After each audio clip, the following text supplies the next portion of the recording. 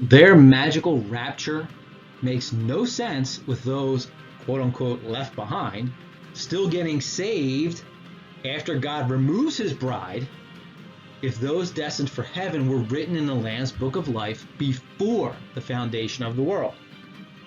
The Bible clearly speaks of one judgment, at the culmination of all time, when the elect are saved, and those who oppose God and his word and have rejected his Son will be punished for all eternity. It is clear that those whom God has chosen were chosen before the very foundation of the world, which we are about to study. As we are about to read, everything from the smallest molecule to the vastness of the universe was meticulously planned before time, all working towards the culmination of God's plan, serving his glory. The entire Bible, from Genesis to Revelation, is the story of what God is doing. To cling to their man-made and man-centered theology, many reject God's sovereignty. They create a Sunday school version of Jesus where the sum total of him is just a smiling Jesus who invites his children to sit on his lap and just wants to lavish love on everyone. Now, this certainly is a very important aspect of who he is, and something we should emulate, but it isn't the complete picture. To maintain this lovey-dovey picture of Jesus, they don't go as far as Marcionism calling God the Father a devil or Demerge, but what they do is attribute all the acts of God which they find distasteful to the devil, instead of a God who oversees and controls all things, including Satan, who is an opponent of man but certainly no match for God and is hardly able to thwart his will. They adopt a dualistic system of the Zoroastrians and the Gnostics, where we have a God on one side waging a battle, and if you take their theology to its natural conclusions, what appears to be a losing battle against Lucifer.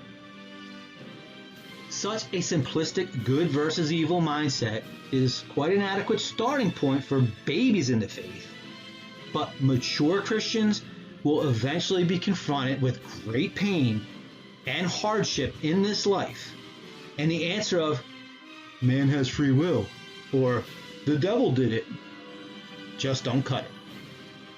To understand the horrible aspects of this life and yet remain in the faith, we need to grow in understanding and wisdom.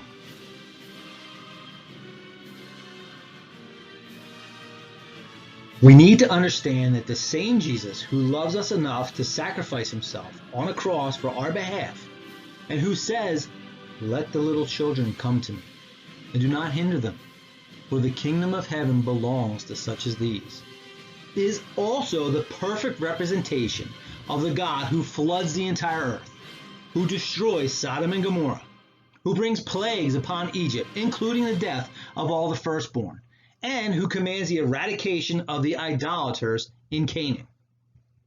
The Son is the radiance of God's glory and the exact representation of his nature, upholding all things by his powerful word. Hebrews 1:3. Did you hear that? It's all things.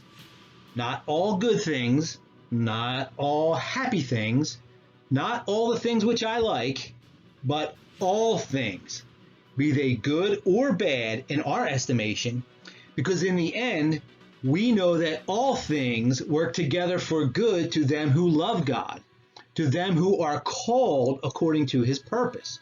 Romans 8:28. Regardless of whether or not we like them or understand how.